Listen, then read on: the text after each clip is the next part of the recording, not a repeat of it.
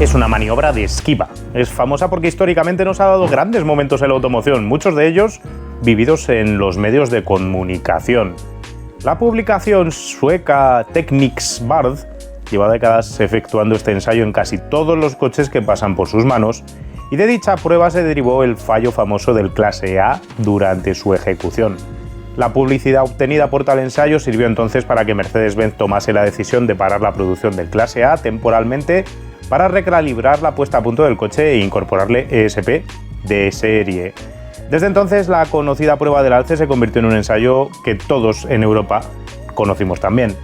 Otros modelos como el Jeep Grand Cherokee también sufrieron sonados fracasos. Lo curioso de esta prueba es que, a pesar de ser una prueba realmente importante a nivel de seguridad y realmente famosa, no forma parte de las pruebas que tienes que superar para poder homologar tu coche, para comercializarlo, por lo menos en el mercado europeo. Está serializada, normalizada, es la prueba de esquiva, responde a una normativa internacional, la ISO 3888-2, o sea que está normalizada para que cualquiera pueda realizar ese mismo ensayo y sacar conclusiones respecto al comportamiento dinámico del vehículo. Una prueba que nos sirve para valorar muchas cosas. Para empezar, si el coche tiene SP, nos sirve para valorar su calibración. También sirve para ver la respuesta que tiene el coche ante cambios bruscos de dirección y cuál es el manejo dinámico del coche, cuál es la respuesta dinámica entre solicitudes distintas por parte del conductor a la hora de cambiar de trazada.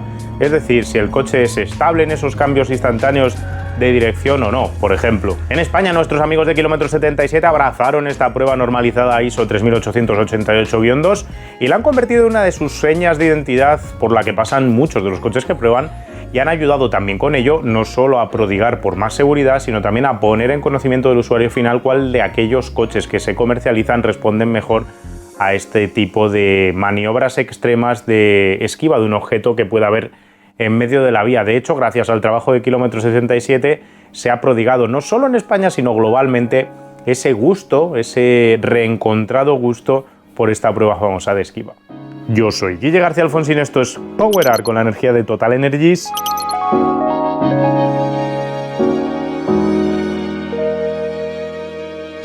Y hoy volvemos con nuestras clases de anatomía técnica para hacer un estudio de la anatomía, en este caso de un ensayo de esquiva.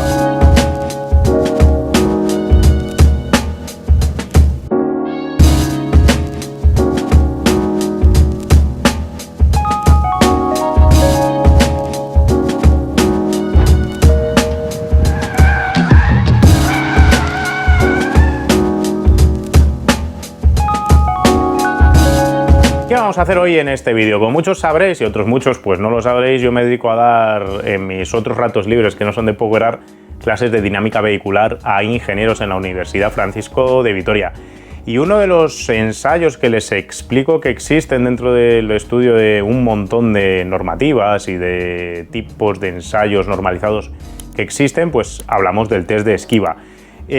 Hablando justo de este test de esquiva, que forma una parte diminuta dentro del programa lectivo que tenemos para esta asignatura, se empezó a dárseme a mí la idea en la cabeza de que por qué no hablar con mi amigo Javier Molto y luego con Alfonso Herrero para ver si podíamos hacer alguna especie de crossover con los alumnos de la universidad para que viesen un test de esquiva de la mano de Kilómetro 77 en vivo. La idea era bien sencilla, que viesen con un coche sin ESP cómo tenía lugar un test de esquiva, instrumentalizar ese coche para que pudiesen analizar los comportamientos dinámicos, los fenómenos físicos que suceden durante ese test de esquiva, y después tratasen de, una vez que lo han analizado, crear una simulación en un software de Altair, de la firma fabricante o programadora, mejor dicho, de softwares de simulación que utilizase Motion View, que es el software que tienen ellos dentro de Hypermesh para poder simular Hyperworks, para poder simular este tipo de eventos, y que intentasen crear una simulación exacta de lo que habían visto en el circuito de Ilunion en Brunete, hacerlo en el ordenador para poder sacar primero conclusiones, correlacionar simulación con realidad y luego plantear mejoras para el coche que estábamos testando para ver si éramos capaces de mejorar el resultado que se había tenido en la pista. La elección del coche fue sencilla. Nuestro amigo Martín García Toral de Balleros tenía su Sunny GTI, el cual modificó para, según sus propias palabras, cuando estábamos probando el coche, descojonarlo a base de una horrible suspensión BC Racing, que bueno, luego veremos cómo resulta mal, ya os lo puedo adelantar. Y es que Martín ya nos había dicho que lo que quería hacer con el coche era un coche extremo, divertido, un coche entretenido para utilizar en circuito, no un coche necesariamente efectivo, necesariamente seguro. Pero esto es harina de otro costal que comentaremos en un ratito. Cogimos el coche, lo pesamos, lo medimos, lo sensorizamos, lo llevamos al circuito de Ilunion de Brunete que os comentaba y kilómetro 77 en manos de Fernando Ríos hizo el test de esquiva. Luego tiramos de mi amigo y ex alumno Santiago para que guiase a nuestros alumnos de este año para intentar simular con cierta correlación lo vivido en la pista y luego proponer mejoras a partir de ello.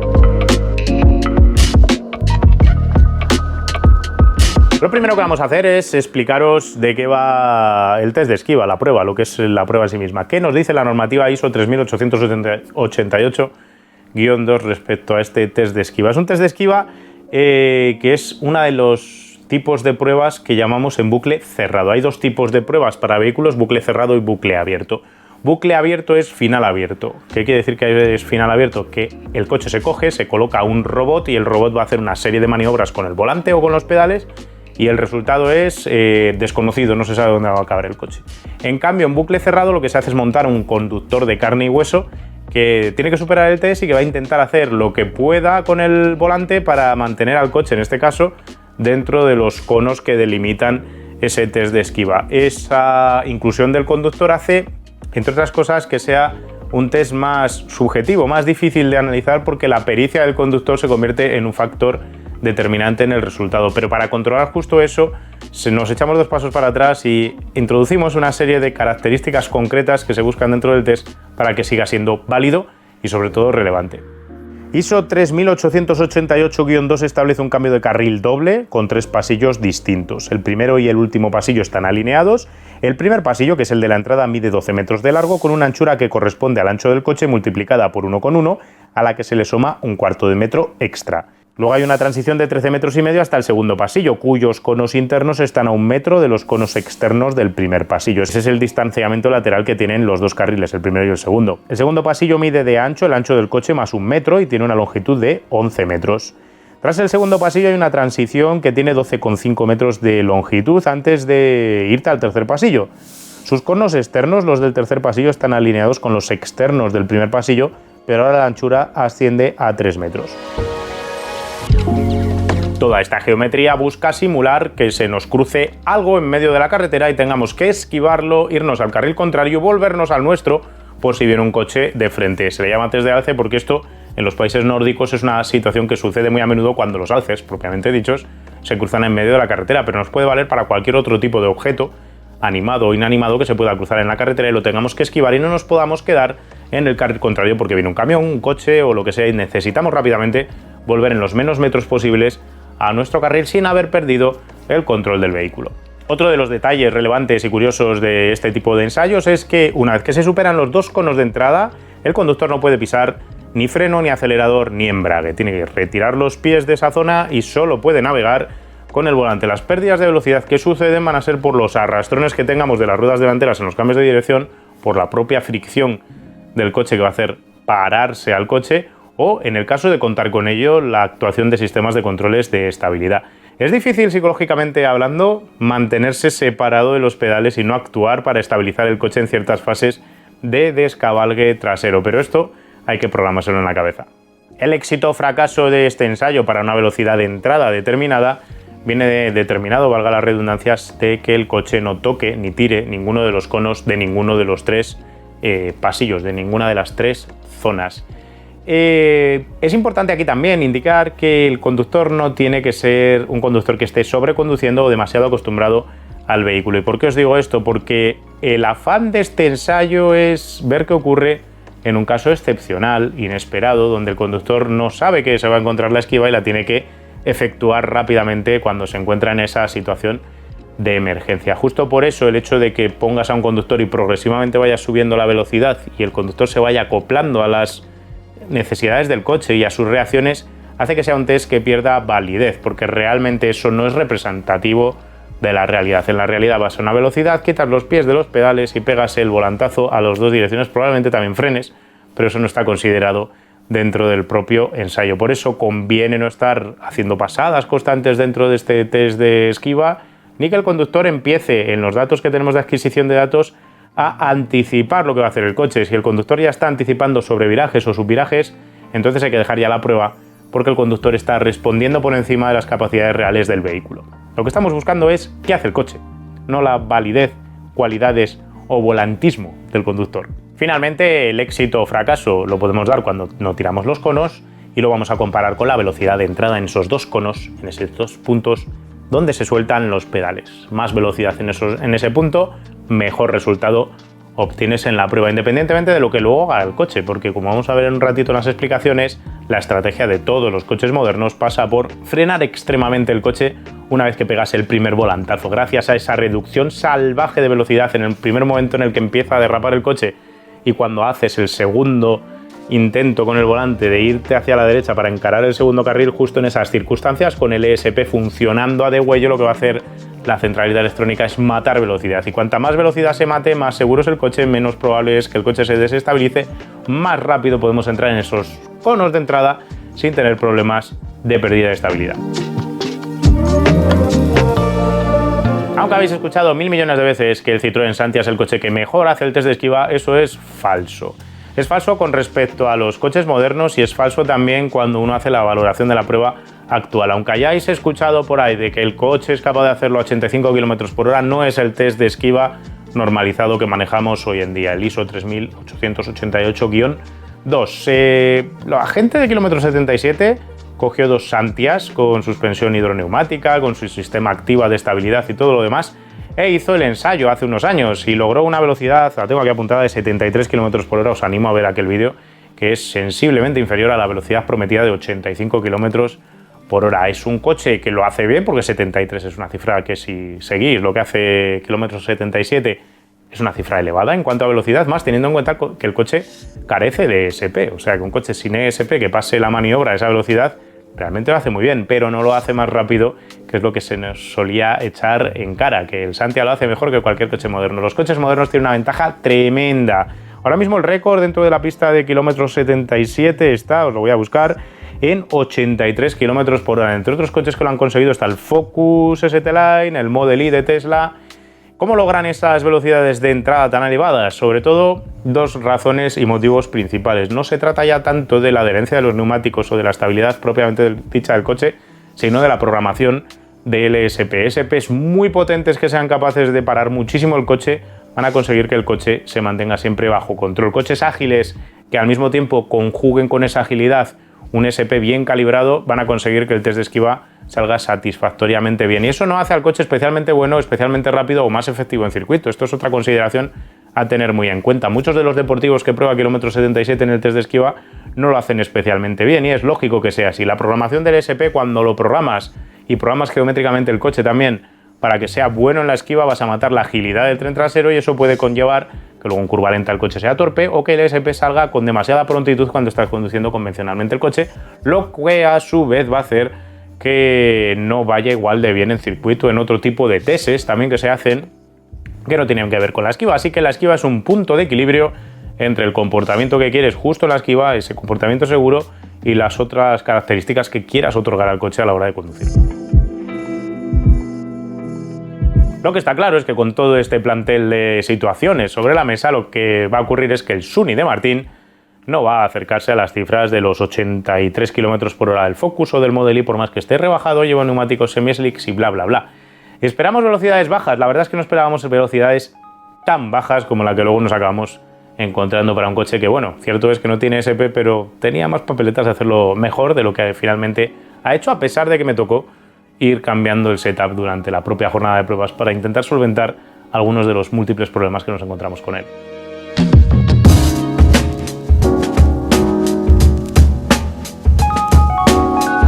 Lo que vamos a hacer ahora es ensayar a cámara lenta lo que sucede en cada una de las fases de la esquiva, desde el primer carril al segundo y del segundo al tercero, poniendo en pantalla al mismo tiempo, por un lado, a cámara lenta todo lo que es la esquiva de morro y también por la parte trasera del coche, por otro lado la cámara de Fer metiendo volante, quitando volante y maniobrando, y por otro lado los datos que tenemos de adquisición de datos. Nosotros monitorizamos la posición del volante, la posición de las 4 ruedas respecto a la carrocería, las aceleraciones laterales, longitudinales y verticales y la velocidad del vehículo en cada uno de los instantes. Comprender todos estos sucesos al mismo tiempo y ralentizarnos nos ayudan a comprender lo que sucedió al principio, en medio y al final de la prueba. Lo que nos vamos a quedar ahora es con una prueba satisfactoria para analizarla poco a poco y luego veremos los problemas, muchos, que tuvo el coche durante toda la mañana del ensayo. Vamos ahora por fases. La primera fase es la de aproximación. Fer trata de mantener una velocidad constante hasta el acceso en los conos. Justo al llegar los conos quita los pies del pedalier y va a vela, manteniendo el coche en el primer carril hasta el punto de inicio de giro que considera oportuno para tirar el coche mirando hacia el segundo carril. Justo en este inicio de giro, Fer mete mucho volante, lo hace muy rápido y el coche tarda una fracción de segundo en iniciar el giro. Esto es relevante y es relevante analizarlo. De que el conductor gira el volante a que sucede el inicio del giro pasan varias cosas entre medias. Primero, Fer gira el aro. El aro del volante hace que giren las manguetas, que giran las llantas, pero los neumáticos delanteros siguen queriendo ir rectos porque están adheridos en su huella al asfalto. Esto genera una deformación elástica entre la dirección en la que mira la llanta y la dirección en la que mira el neumático, donde el neumático siempre se va a quedar retrasado en ángulo de guiñada respecto a la mangueta y eso va a generarnos una especie de diferencia. Ese decalaje entre el giro de la llanta y el giro del neumático genera lo que conocemos como ángulo de deriva y lo podemos definir como la diferencia entre el giro solicitado por el conductor a través del volante y el giro que le otorgan las ruedas delanteras al vehículo. Cuanta más elástica sea la carcasa del neumático, cuanto más perfil tengas en el neumático también, más decalaje tendremos entre ambos giros. Por ende tendremos más deriva, tendremos que girar más el volante para conseguir el giro deseado y también habrá más decalaje en tiempo entre pedir el giro y conseguir que el coche gire. Martin montó para esta ocasión unas estúpidamente rígidas ruedas Yokohama Fleva, y digo rígidas de carcasa. Y a este respecto esto hace que usar una carcasa especialmente rígida haga que el coche inicie la maniobra muy rápido una vez que se la solicitas, pero va a conllevar también un comportamiento más radical que luego va a hacer que el coche tenga problemas de estabilidad. Cuando el neumático delantero ya está mirando hacia donde le ha pedido Fer con el volante, más o menos la diferencia esta de la deriva de la que te comento, el tren delantero genera una fuerza lateral para iniciar la rotación del coche. Este tema también es relevante. ¿Alrededor de qué punto inicia la rotación el coche en ese instante? Esto lo vamos a estudiar estudiando el conjugado de inercia, que es el punto de rotación instantánea que sucede cuando inicias el giro con las ruedas delanteras. Paremos un momento para considerar aquí dos hechos. El cambio de carril implica dos giros, un giro a izquierdas y un giro a derechas.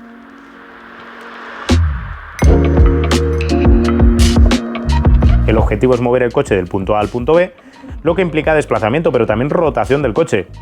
Luego hay que mover el coche del punto B al punto C, lo que implica un segundo desplazamiento y una segunda rotación para dejar el coche en la misma dirección que tenía al inicio. Hay que considerar que el coche al principio se mueve en línea recta, sus ruedas traseras van en línea recta y toda su inercia le lleva a mantenerse, en línea recta. Para cambiarlo de posición y dirección tenemos que aplicar fuerzas que van a hacer que cambie la dirección del coche.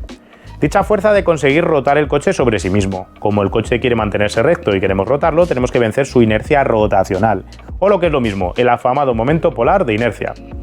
El objetivo es que la fuerza que hacemos en la dirección sirva para generar una rotación. A más inercia rotacional, más momento polar de inercia, más fuerza tendremos que hacer para que el coche deje de ir recto y comience a girar sobre sí mismo mirando hacia el punto B. Pero es que una vez esa fuerza en la dirección inicia la rotación del coche sobre sí mismo, también tendremos que parar la rotación, para que el coche no siga rotando más de lo que queremos, para que no gire demasiado. Por eso, tras rotar el coche los grados que queremos, al colocar el volante recto o colocar el volante mirando en la dirección contraria, lo que vamos a intentar hacer es frenar esa inercia de rotación que hemos introducido. A más momento polar de inercia, más nos costará también parar la rotación que tiene el coche ahora mismo sobre sí mismo. Así que más inercia siempre es malo para iniciar la curva, porque tiene pereza el coche para iniciarla, y también para parar de seguir girando. Esto en cuanto a inercias rotacionales y momento polar de inercia, pero las cosas van más allá. No solo se trata del momento polar de inercia, sino también la posición de masas del coche respecto a su centro de gravedad y la batalla, lo que nos va a influir. Y es que para determinar el punto exacto donde inicia la rotación del coche sobre sí mismo cuando damos la orden de giro con el volante, tenemos que analizar la posición de lo que se llama conjugado de inercia, el punto exacto sobre el que el coche rota. Este conjugado de inercia viene determinado por estudiar una cosa que vamos a llamar índice dinámico. Sin entrar en fórmulas matemáticas, que me las reservo para clases. Si alguien quiere venir a estudiar ingeniería conmigo, que lo diga y se apunte a la universidad, yo se las explico.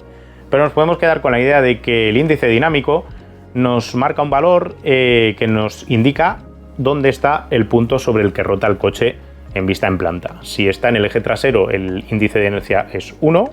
Si está por delante del eje trasero, pero por detrás del centro de gravedad, oscila entre 1 y 0. 0,9, 0,8, 0,7, 0,6, 5, 4, 3, 2, 1, hasta que llegas al centro de gravedad. Y si está por detrás del eje trasero, empezamos a tener valores superiores a 1, 1, 1,1, 1,2, 1,3, 1,4, 1,5, 1,6. Cuanto más adelante empieza la rotación del coche, cuanto más cerca está del centro de gravedad, podrías pensar que es mejor, y ciertamente es mejor porque el coche es más ágil, es más rápido en sus cambios de dirección. Poca inercia rotacional más un índice dinámico bajo hace que el coche cambie muy rápido de dirección. Es como van los coches de motor central o los Fórmula 1, pero hay una problemática. El ser humano no es capaz de responder a impulsos o situaciones por debajo de las 2 décimas de segundo. Así que un coche sobre respondón, muy ágil, muy rápido en sus cambios de trayectoria, no es interesante. Por eso los Fórmula 1 no bajan de 0,5, que es lo que puede controlar Verstappen, por ejemplo. Pero para coche de calle nos encontramos más cómodos en índices dinámicos que rondan entre 0,9 y 1,1 de valor. Son los puntos en los que el coche rota en ese inicio de giro, lo notamos que rota justo en medio del eje trasero, y son esas sensaciones más progresivas, lineales, que nos permiten leer lo que está haciendo el coche en cada momento y anticipar lo que puede llegar a suceder. Si el coche va a sobrevirar o va a subvirar, lo vamos a notar por esa rotación en la parte trasera y vamos a tener tiempo, vamos a tener décimas de segundo para responder. Si eso lo cambiamos, si movemos ese índice de sitio, vamos a empezar a tener problemas porque puede ser que el coche sea más rápido de lo que el ser humano es capaz de controlar.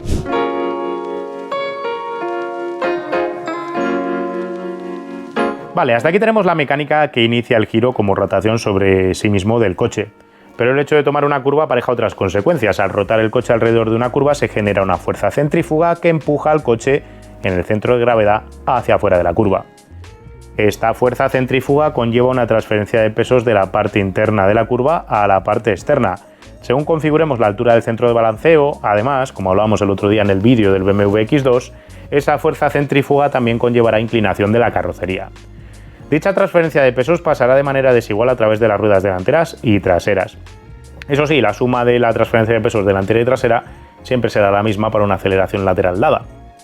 A la hora de diseñar el coche, se diseñan las rigideces de las suspensiones, las alturas del centro de balanceo, y lo que hacemos es determinar cuántos kilos se van a transferir en el eje delantero y cuántos kilos se van a transferir en el eje trasero, así como cuánta inclinación se va a producir en cada uno de los dos ejes para pasar una curva a una velocidad determinada. La velocidad a la que el coche transferirá además esos kilos implicará más o menos tiempo de respuesta al inicio del giro. Se puede acelerar la transferencia limitando la inclinación de la carrocería a base de elevar mucho el centro de balanceo, o hacer más rígidas las estabilizadoras y muelles y más blandos los amortiguadores, o se puede frenar la transferencia de pesos bajando el centro de balanceo, ablandando muelles y estabilizadoras y endureciendo incluso amortiguadores, especialmente en extensión. Es vital aquí controlar esa velocidad de transferencia de pesos. Como en el caso del momento de inercia, podríamos pensar que una transferencia de pesos muy rápida va a hacer al coche muy ágil, cosa que es cierta, pero al mismo tiempo transferencias radicalmente rápidas de pesos tienen consecuencias directas en cuanto a las inercias, en cuanto a la adherencia y en cuanto a la capacidad de respuesta del conductor a esos desplazamientos laterales de masa tan rápidos. Vamos a poner aquí un ejemplo claro. Cuando yo tengo el centro de balanceo a la altura del centro de gravedad, tengo transferencia inmediata de los pesos sin que la carrocería se incline, pero eso hace que esa transferencia inmediata de los pesos haga que los neumáticos vibren, boten, empiecen a comprimirse y extenderse, porque los neumáticos no están amortiguados, y el hecho de que los neumáticos no estén amortiguados hacen que esa transferencia de pesos provoque oscilaciones que van a ir en contra de la adherencia y una falta de visibilidad clarísima por parte del conductor de lo que está haciendo el coche, de cómo están pasando los kilos de un lado a otro. Eso no lo queremos. Tampoco queremos un coche que sea lentísimo en transferir pesos, porque lentísimo en transferir pesos implica lentísimo también en iniciar la curva. Así que le vamos a mandar a hacer algo, vamos a tener deriva en los neumáticos y luego va a empezar a inclinarse, y hasta que no se incline una cierta cantidad no va a transferir suficiente peso como para compensar y meterse en la curva. No hay que ir a ninguno de los dos extremos si la El arte de toda esta historia de la dinámica vehicular consiste en lograr compromisos que hagan que el coche se comporte lo suficientemente bien, hablando lo suficientemente claro al conductor para que pueda predecir lo que está haciendo el coche en cada instante y sea capaz de conducirlo y disfrutarlo y sacarle partido, no solo sea eficaz, rápido o lento y seguro.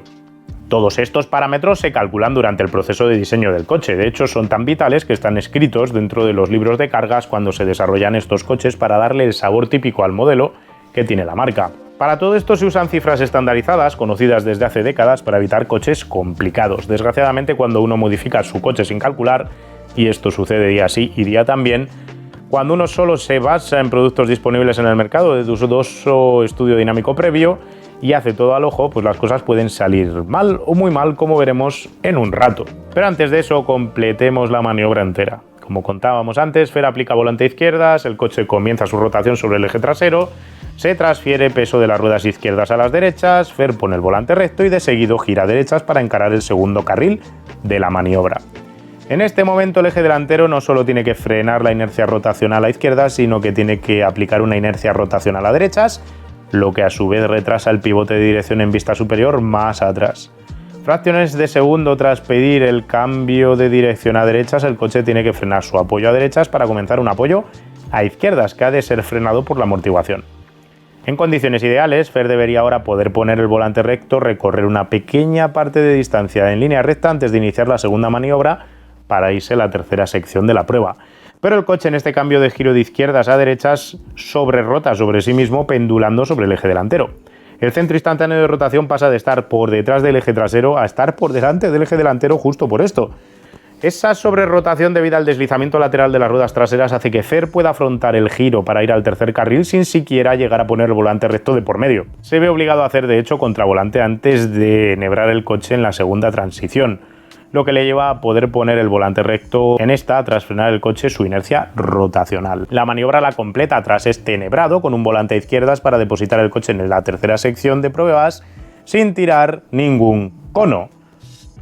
Prueba superada, ¿no? Pues no, la verdad es que no. Para conseguir esta prueba que habéis visto, Fer tuvo que entrar a una velocidad bajísima y tuvo que hacer varios intentos, porque el coche tenía tremendos problemas para siquiera lograr hacer una sola pasada limpia. De hecho, durante todo el proceso tuve que estar cambiando el setup del coche para lograr calmar la trasera del coche y cambiar el comportamiento y permitir completar una sola maniobra que pudiésemos analizar posteriormente.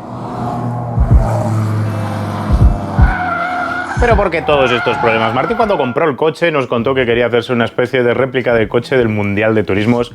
Un coche ágil, un coche disfrutón, un coche divertido de conducir, no necesariamente un coche rápido, efectivo o especialmente seguro de reacciones. Por eso tomó una serie de decisiones, algunas de ellas más discutibles de cara a poder hacer bien la esquiva que otras. La primera fue la geométrica. Abrió el tren trasero, no lo llevaba ni convergente, lo llevaba divergente directamente.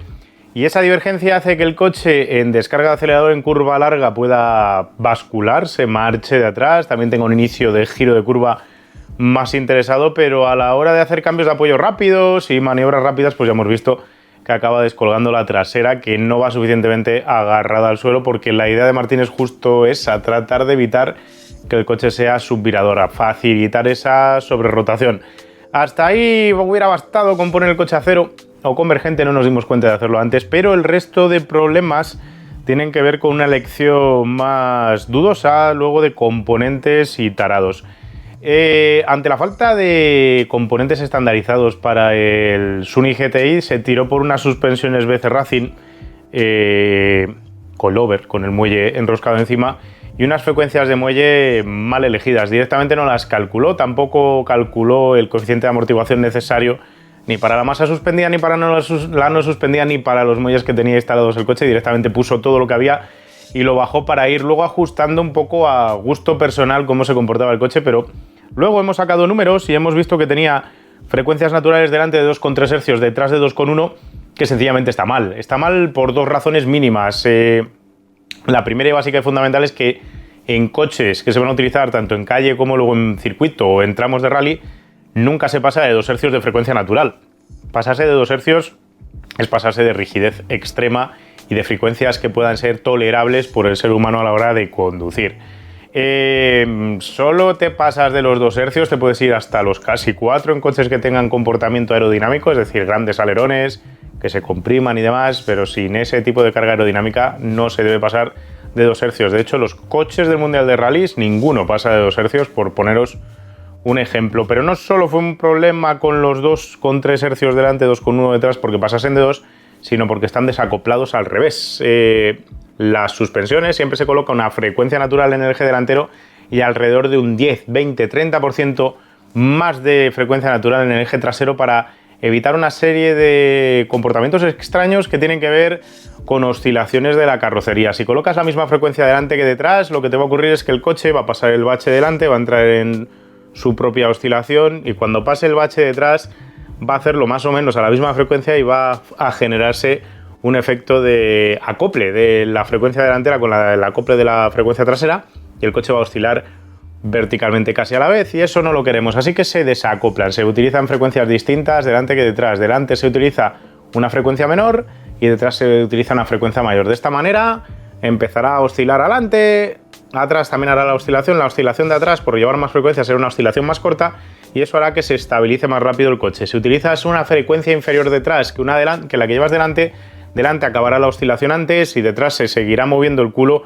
así. Algo que luego cuando vayamos a analizar el comportamiento a cámara lenta de los errores de esta esquiva, vais a ver qué sucede, porque oscila la trasera, no solo oscila, sino que luego encima hace topes de suspensión, lo cual es un problema grave. Y luego esto nos lleva a hablar del tercer problema que tiene el coche, que es que va demasiado bajo, especialmente del eje trasero.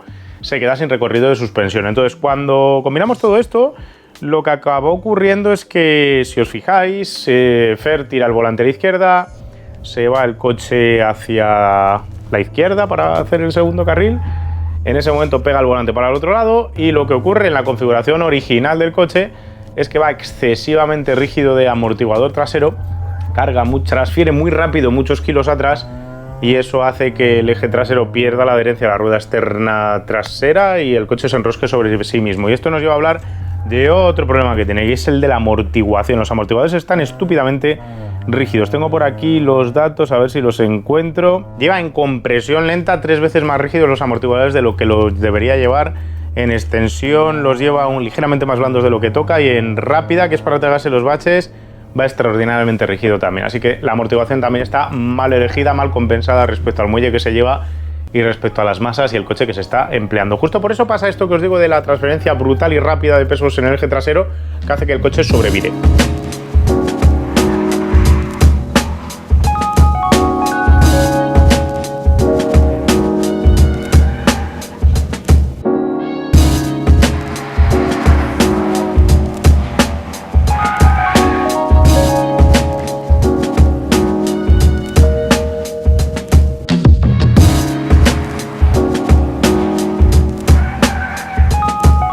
Para corregir eso, más el hecho de las presiones traseras demasiado elevadas, más la problemática de llevar el coche abierto de atrás, lo que yo hice fue primero reducir la presión del tren trasero, luego lo que hice fue ablandar la suspensión, los amortiguadores una vez y luego los ablandé una segunda vez hasta conseguir que el coche fuese suficientemente blando detrás para que los movimientos del eje trasero no transfiriesen rápidamente peso porque el amortiguador no ejerciese resistencia a la compresión y el coche se fuese apoyando progresivamente en el muelle, dando tiempo antes de que el muelle hiciese tope y el amortiguador ahí acabase su trabajo y el coche acabase pues también rebotando de atrás y sobrerrotando. La problemática de curar el coche así es que al no tener altura suficientemente libre en la suspensión trasera acabamos pues con los mismos problemas que os he comentado antes. Al principio lo que ocurre es que el coche sobrerrota solo.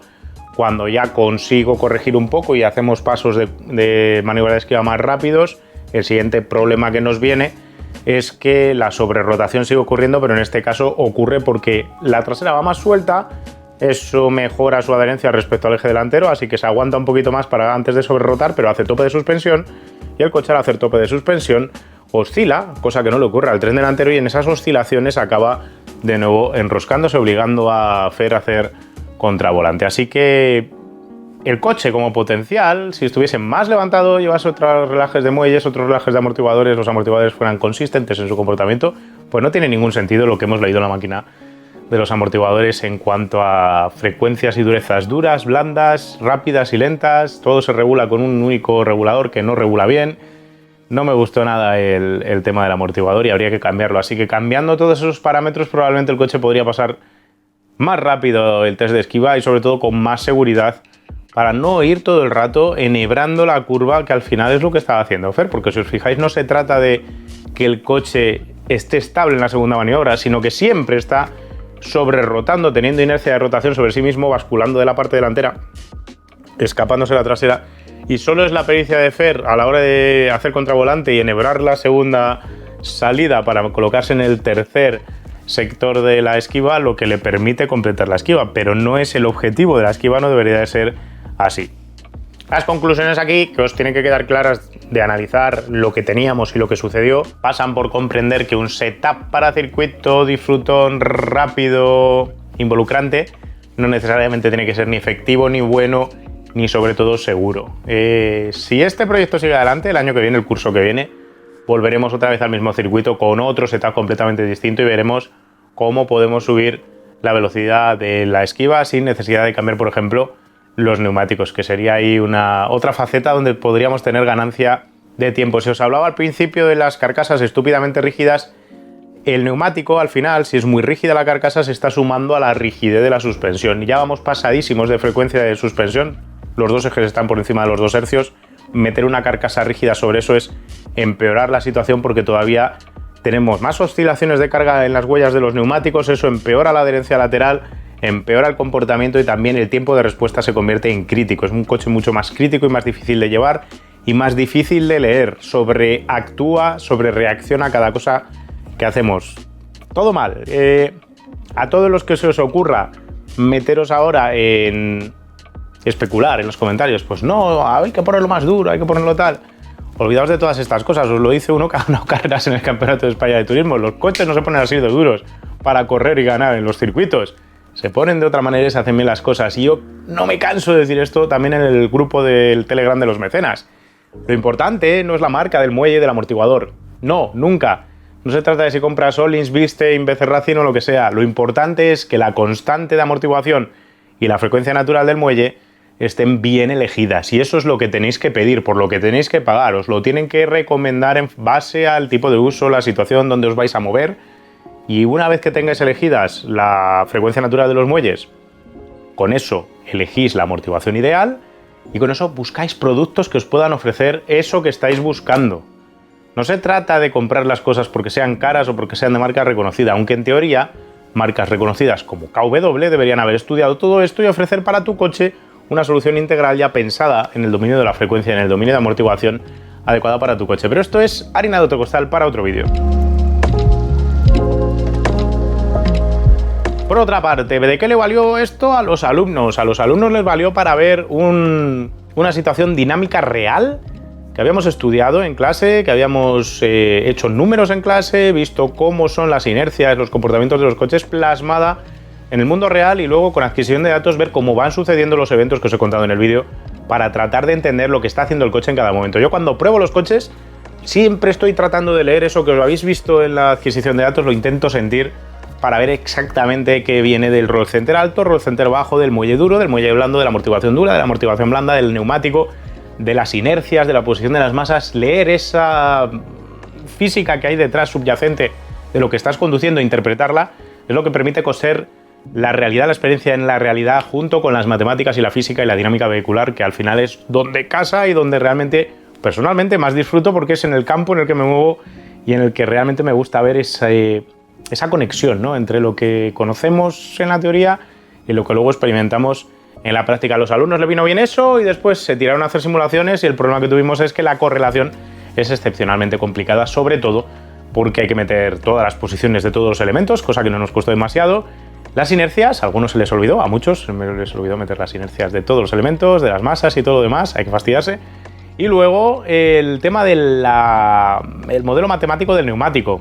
Utilizamos modelos matemáticos basados en la fórmula mágica de Hans Patetka, pero ya en una evolución 6.2, no os voy a entrar aquí de nuevo en detalles, que ya funcionan con ecuaciones complicadas. Y lo que hacemos es utilizar un archivo que simula un neumático 205 muy similar al que utilizaba el coche, pero con menos adherencia lateral.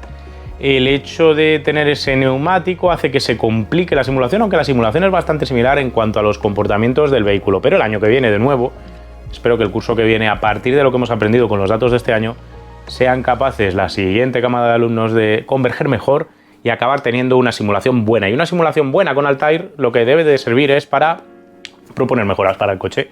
Yo tengo bastante claro lo que le haría al coche para pasar más rápido la esquiva, pero el objetivo de esto es no tener que depender de la experiencia de uno que ha estado haciendo setups, sino poder tirar de la simulación para probar muchos parámetros distintos, cambiar inercias, cambiar neumáticos, cambiar alturas, cambiar suspensiones e ir viendo en el ordenador, que es muy rápido, muy fácil, a qué velocidad va a pasar la esquiva, cómo programarías el SP, que también viene muy bien la simulación para eso, y una vez que ya lo has ajustado todo, ir otra vez a la realidad y ver cuánto de lo que has simulado se representa en la realidad. Es exactamente como funcionan los fabricantes de verdad, simulando, anticipándose, y después cuando van a la pista lo único que hacen es comprobar que lo que han simulado funciona de verdad, que es lo que suele suceder con el software como el de Altair de hoy en día, que ya directamente te permite hacer el coche en casa en el ordenador, y después cuando llegas a pista, como en los equipos de Fórmula 1, todo lo que has hecho normalmente correlacionas, salvo que tengas un problema de correlación, que si tienes un problema de correlación tienes un problema realmente grave. En fin, espero que este tochazo de técnica os haya gustado, que no os haya reventado la cabeza, que os haya parecido interesante. Os animo a ir al canal de Kilómetro 77 si no lo habéis hecho ya, a ver la esquiva del Sunny GTI. Yo no tengo nada más que contaros. Os veo pronto con otro vídeo de otro coche bastante más normal el vídeo. Un saludo. ¡Ey! ¿Te gusta powerar? En 2 o 3 semanas abriremos la precompra con Quimoa de nuestra nueva gorra, que esta vez es, además, amarilla. Entre tanto, puedes visitar la web de Quimoa para comprar la nueva colección Aston Martin de Alonso y puedes ayudarnos a nosotros para seguir creciendo con este canal, convirtiéndote en mecenas, pulsando el botón unirse que está al lado del de suscribirse, aquí debajo del vídeo. Los mecenas del canal disfrutan del canal de Telegram privado que compartimos con los propietarios que han aparecido en el apartado de usados hiperinteresante y donde además pueden comentar con nosotros lo que les venga en gana. Además, organizamos para ellos eventos, actividades y visitas como las que hemos tenido hasta ahora, en el Museo Motos Made in Spain de Alcalá de Henares, en el Circuito Terramar cerca de Sitges, en el Museo del Automóvil y la Moda de Málaga, o la visita que acabamos de tener en el Museo y Circuito Fernando Alonso, con carreritas incluidas. Si te apuntas ahora, seguro que llegas para la siguiente.